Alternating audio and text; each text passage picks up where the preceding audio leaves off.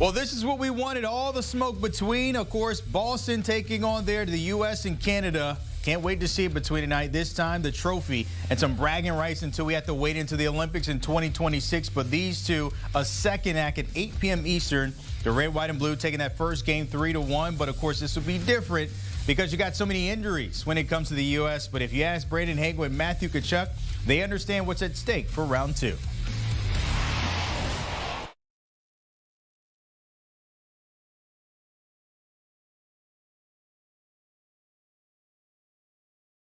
I think it's going to be the same way. I think it's two countries. I mean, listen, what happened the other night, I think I did it for the flag and not for the cameras.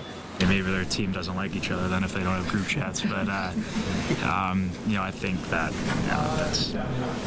that's just a player, you know, enjoying this opportunity. So I think that our team does not care about anything that they say, and there's been a lot of chatter and talk from individuals, but you know, we care about one thing in this room, and we have millions of people that are watching us and supporting us around this country, and we're very prideful in playing for them and the guys in the room. So it's an opportunity of a lifetime for us.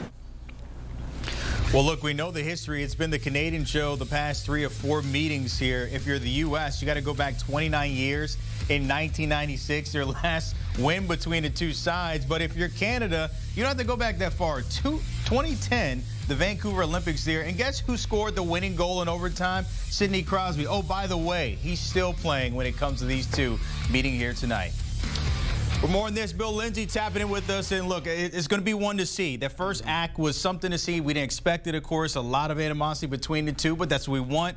I want you to give me a scale from 1 to 10. What type of level of intensity do you expect between the two sides? Oh, it's going to be off the charts. It's going to be over 20. What we saw the fireworks in the first game in Montreal, the 3 fights in 9 seconds, and it exploded. The NHL got exactly what they wanted out of this tournament. They got that Team USA, that rivalry going, and they're going to see it again in the final. Team USA has ramped up on the world stage. They've gotten there. They've won World Junior titles. Now they want to announce it on Best on Best. It's been a long time. You talked about 1996. That 2010 Olympics in Vancouver, Sidney Crosby, that was in double overtime. Ryan Miller stood on his head. But this U.S. team is built different. They feel they belong. They feel that they can compete with the Canadians head-to-head, and they want to announce we're here to stay. Speaking of that, of course, you mentioned built different with Team USA. I want to look at some of those lines because they do have some injuries to some key players here. When you look at these lines, who has to step up in terms for them to get a W here? They're giving Austin Matthews is big, Jack Eichel down the middle, and if you the Tkachuck brothers, Kyle Connor on the other side, I expect Brady Tkachuck to play tonight. Yeah, he'll be in the lineup, and they did a good job. Did Mike Sullivan, the coach, moving the Tkachuck brothers together? All the electricity, the fighting.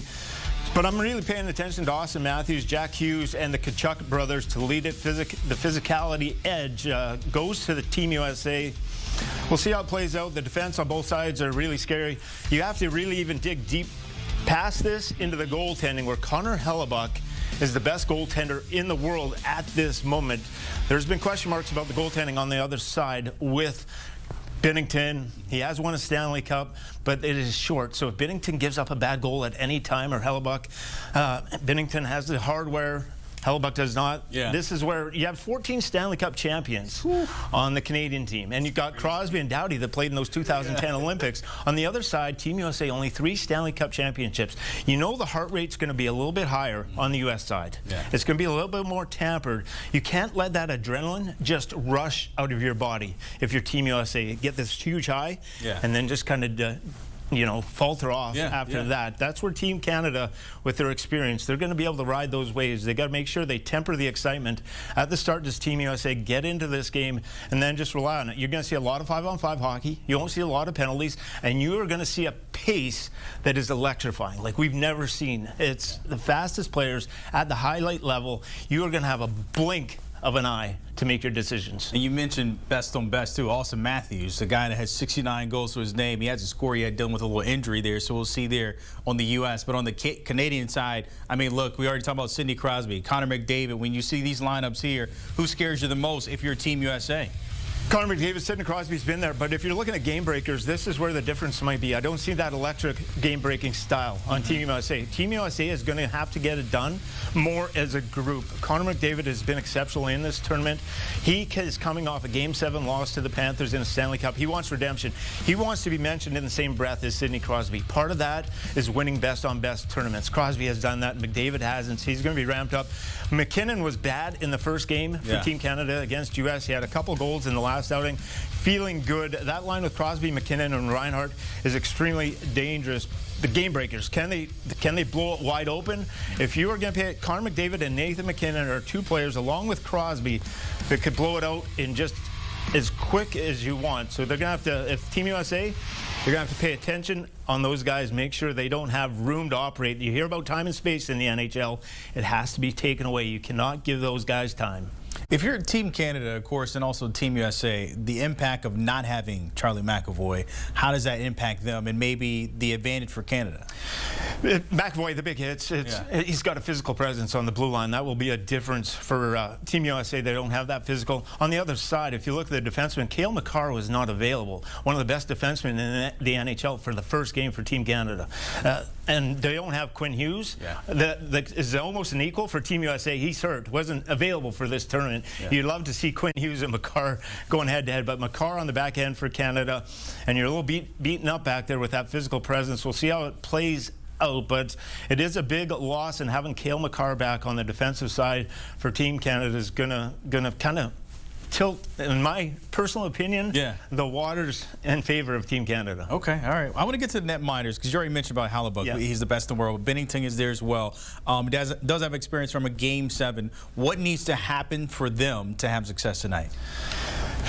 So if you look at Bennington and you look at that first game, what happened? So he got down, and there's two shots. It's mono against goaltender. Gensel coming down the left wing, and it's again Bennington. He scores between the 5-hole. The other goal was Dylan Larkin with all kinds of speed down the right wing, and it's just him and the goaltender. Now on the other side, Connor Hellebuyck maybe gives up one of those goals, but not both of those goals. Right. So Bennington has to make sure that he does that. Now the pressure, Hellebuyck last year had a great year, but blew up in the playoffs, had an extremely bad playoffs. Right. So you wonder, where's he at on this kind of mental stage? This is a big testing ground for Hellebuyck and what he has to do. And Bennington has great feelings in this building. The last time that he was part of a huge game was Game 7 for the St. Louis Blues against the Boston Bruins at TD Garden. So he's got the good rhythm and the good feelings going. But you can't, if you're a goaltender on either of these sides, this game is going to be so tightly contested that one bad goal, one leaky goal is going to just destroy you. You have to be on point with almost everything. All right, well, I got to put you on the spot here, Bill. I need you to pick me a winner, and I need a score because it seems like it's not going to be a 6-7. We're not expecting that. Maybe more a 3-2. But give me your winner and your final score. I'll go 1-0. Yeah. Hey. Okay. Wow. It's gonna be that goal. Who gets the one? Who gets the one is going to be Sam Reinhart for Team Canada. McKinnon playing on that line, but he has a Stanley Cup 7 goal. Everyone booing. But hey, Sam Reinhart 3 assists last game. I'm getting the booze in my ear. That's okay. Team Canada edges this one out. You're right. It's 3-2, 2-1, 1-0 in that kind of scenario. We'll see how if there's any power plays. It'll be minimal. Just the time and space. Maybe it's just one goal that does it. All right. Well, Bill, Lindsay, as always, appreciate it. Hopefully, if it is 1-0, maybe that's in overtime. Extra hockey, we will see. And it's us, the Team USA over here. Of course, all that tapped in. Take a look at the odds when it comes to the MVP from that game. Look at that. Connor Hellebuyck, we already talked about him. Connor McDavid, a lot of love for the Connors here when it comes to those favorites to the odds. The top 5, only 2 Americans, but we will see when it comes to that as well. After the break, when we come back, we'll switch gears to hoops. But Bobby Porter suspended for 25 games. Our Sam Quinn will tap in with that next.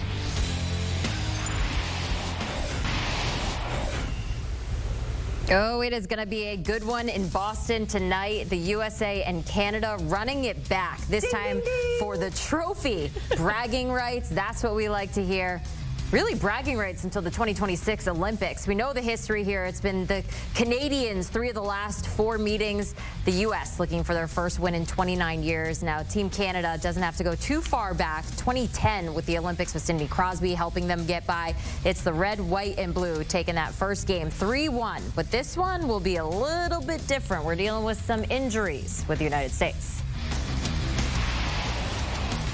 Bill Lindsay here to break down tonight's showdown. We got Todd Fuhrman joining us from home as well. So we got a rematch. It was emotional. It was physical. A 3-1 win against the Canadians. It was in Montreal on Saturday. Matthew Tkachuk said that the Americans wanted to send their own little message.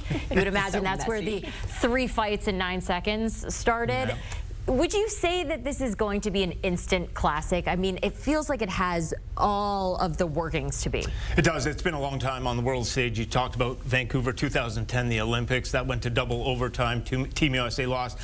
This is the best players in the world on the biggest stage. It's got a feel of a Stanley Cup Game 7 final, but you have the best players in the world going at it. You mentioned that original game where the 3 fights in the 9 seconds, the Tkachuk brothers getting after it. Love it. Set the tone. That was an important game for Team USA, but if you don't win tonight, that kind of gets lost in the shuffle. And Team Canada has 14 Stanley Cup champions on their roster. There's only 3 on Team USA. Sidney Crosby and Drew Doughty were part of that 2010 team that won the Olympic. There is a lot of experience on the Canadian side. I expect the heart rate to be a little lower for the Canadians coming in Boston, ramped up for Team USA. What you have to be careful of with Team USA is that you don't have this adrenaline spike right out of the gate, 10, 15 minutes, and just blow it out, and all of a sudden, oh, where'd my legs go? Where's the adrenaline? You got to taper this, and you're going to have to go with Canada for 3 periods. It's going to be a close game. It's going to come down a lot to power play, special teams.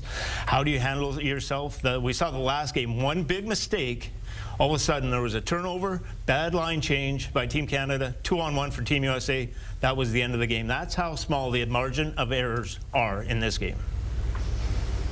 Hey, you know, Bill, you mentioned the game back in 2010. I was behind the counter at Caesars for that one, and it was an electric atmosphere with Team USA and Team Canada, knowing that the game was being played on a razor's edge. Of course, Sidney Crosby gets the golden goal, and the rest is history. There's no doubt that the red, white, and blue want to try and atone for what's been a one-sided matchup on the world's biggest stage. When we talk about best versus best, have to go all the way back to 1996 to find the last major triumph for Team USA.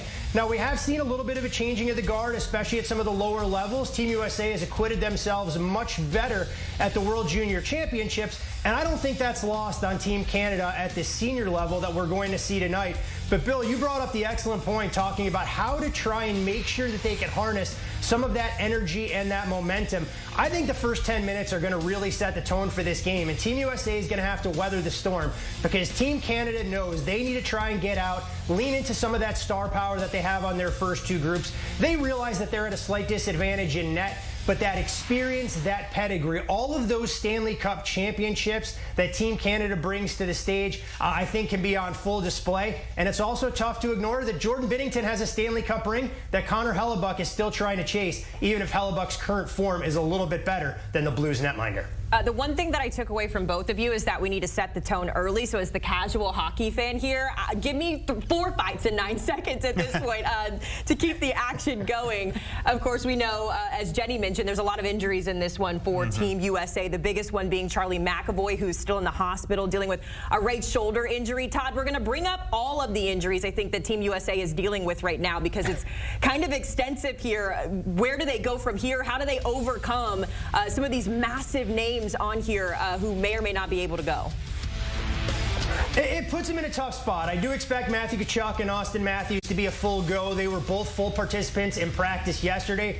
Brady Tkachuck, after losing an edge and sliding into the post in the final group stage game against Team Sweden, appears to be a little bit more touch and go. And as you mentioned, no Charlie McAvoy. And it's tough to replace that kind of physical presence on the blue line that McAvoy brings. I mean, you look at what he was asked to do matching up against Connor McDavid in that game at Montreal in the Bell Center on Saturday night, and it forces some of the other players on that USA blue line to take on bigger roles. And it's a question of who can raise their level of play. We saw Brock Faber log more than 25 minutes. You know, he is kind of that linchpin as a youngster for what that American blue line core is going to be on the international stage. But it's forced a player like Jake Sanderson coming of age into a much bigger role. And while we talk about the injuries that Team USA is dealing with, it's tough to ignore that Team Canada played that game on Saturday night without arguably two of their best puck-moving defensemen. We know Shea Theodore was lost in that first game of the group stage for the tournament, an unfortunate situation for the Golden Knights out here in Vegas, but they also get Cale Makar returning from illness. And I think the one thing you saw on full display is Canada wasn't able to get their transition game going.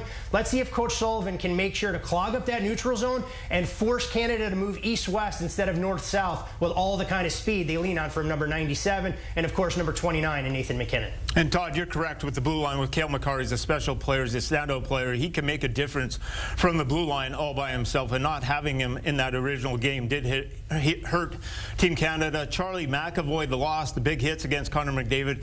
Are they able to do that again? Team Canada, what they did not do well in that opening game against the Americans was get to the middle of the ice. As we take a look at the lineup for the Team USA group, they were really good. They checked well. This is maybe a deeper group all around it.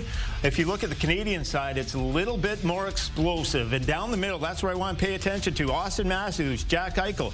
You're going to have Connor McDavid and Nathan McKinnon facing off. Who wins the matchup between those top two lines? And down in the third and fourth lines is maybe where there is a difference in separation for Team USA and a little bit more strength. They're going to have to rely on that. The goaltender, Connor Hellebuyck, is the best in the world. You mentioned the Stanley Cup championship for Jordan Binnington. He does have a great pedigree, and that was at Boston Garden in a Game 7 against the Boston Bruins when he played for the St. Louis Blues.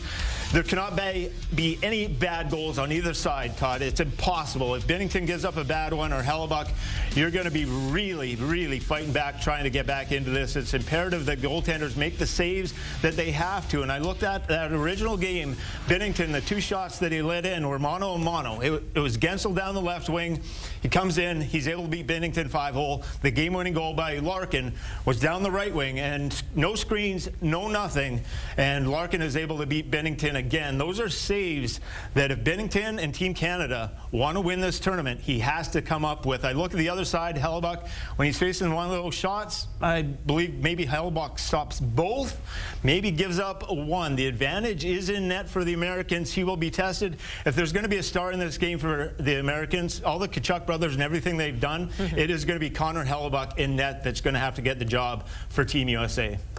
I was talking about it earlier and just asking if these players, you know, you see the reports out there of how much they actually care about this. And at first you're like, is this just to try to promote the sport? But they really do have this genuine pride within them that they want to fight for their country out there. You get that feeling? Yeah, it's been a long time. They've been waiting so long to do this. You look back at 2010 was really the last big time, and Connor McDavid wearing that jersey. Connor McDavid for Team Canada, he wants to be mentioned in the same breath as Sidney Crosby. To start to do that, he got to Game 7 of the Stanley Cup final, lost. But on the international stage, Crosby has all that. McDavid wants to be part of that lineage. Now the Tkachuck brothers and Team USA. Team USA feels, and we heard Todd talk about it on the World Junior stage, they're coming up. They feel that they're now a superpower in hockey. They want to challenge the Canadians for the throne, and that's where all this pride and emotional outburst is that we are starting to see from both sides. It's going to be electric. The best players on the ice. The speed is amazing to watch. You're not going to see unfortunately, the fisticuffs, the referees probably put the Todd. They locked it up. Todd, the refs probably put the whistles away in this game. Let it go 5-on-5 as much as possible. There's not going to be much room to operate. The margin of error is just minuscule. You make that one mistake, the wrong time, the bad goal, you're going to lose this game. This is going to be fun to watch, and the NHL put on quite a show.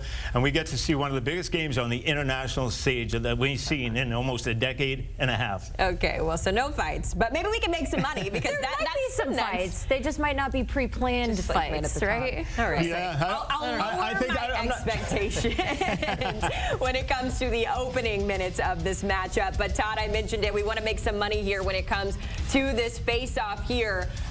Or excuse me, Bill. Sorry, we want to make some money here. So we're looking at an anytime goal score. Here are the odds on the screen. Give us your best play when it comes to scoring a goal tonight. So I believe the Canadians are going to come out on top. I have ring interest, and it's going to be Sam Reinhart. Okay. Playing on the line with, he's going to be out there with Crosby, Nathan McKinnon, two of the best players in the world, and he's a natural shooter. Here's the game-winning goal for the Panthers in the Stanley Cup Championship.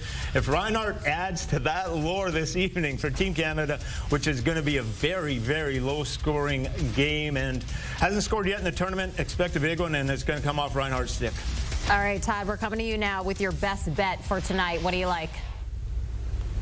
I mean, look, and I fault Bill for being a former Panther for taking a current Panther to be his anytime goal scorer tonight. So I understand where he's going there. He mentioned it being a low-scoring game, and that's going to lead me perfectly to my best bet. I'm going to go under the total at 5.5. I'm willing to lay the price, and I wouldn't have any qualms if any people wanted to play the first period under as well. I think this is the kind of scenario, to Bill's point, where refs swallow their whistles, and you're going to need a Happy Gilmore-type moment where a player takes off his skate and tries to stab someone to try and end up with a 2-minute minor in a game of this magnitude.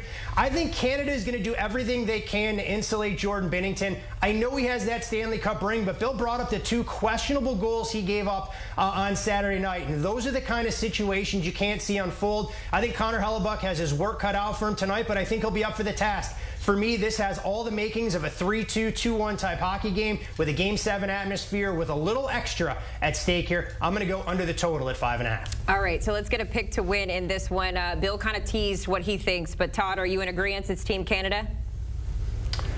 Yeah, I am actually. I think this number is a touch short. I was hoping that I could get Canada as a short underdog in this spot. I think when you look at the subtractions from Team USA's rosters, the additions for Team Canada, home ice is one thing to factor in here. Yes, Team USA will have the last change, but Jack Eichel can't be out there every shift against Nathan McKinnon and Connor McDavid for his defensive responsibilities.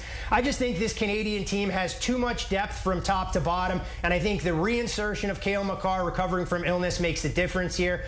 As much as I hate to say it, I think Team Canada exacts a measure of revenge, and they win the more meaningful matchup between these two proud hockey nations.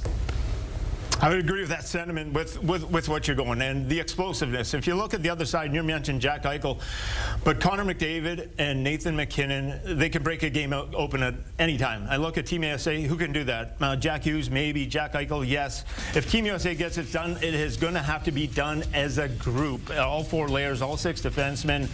It's just the explosivity on the other side that really, really kind of worries me, that Team Canada is going to dig deep and find a way to win this game. Whatever does happen, we're going to see one of the best hockey games we've seen in our lives in a long, long time. Ooh. Please tune in. Best in Yes. our lives. Okay. I mean, I'm already in on this full throttle, but let's best in our lives. I mean, that's Yeah, it's one of the best. The NHL did a great job with this. So. It's been really fun to watch. All right, before we let you go, Todd, who is going to take home the MVP honors?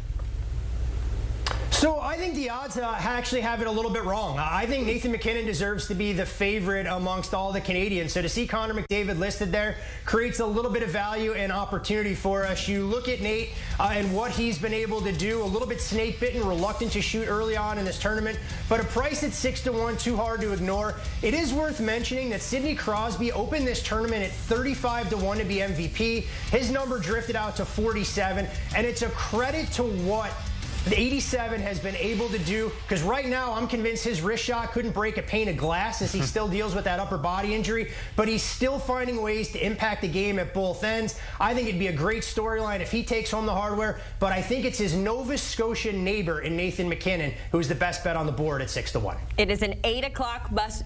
Wow. 8 Puck drop. Let's go. That's hard to say. That is. There we go. Best game We're ever. so amped up for the best game in hockey history coming up later tonight, guys. Thanks so much for hopping on and getting us amped up for the action. A reminder to help you with those winning wagers, make sure you check out Sportsline. It brings you premium, real-time sports betting information, Las Vegas odds, picks, projections, and more. You can bet on your favorite team and get 60% off an annual plan by using the promo code WINNERS.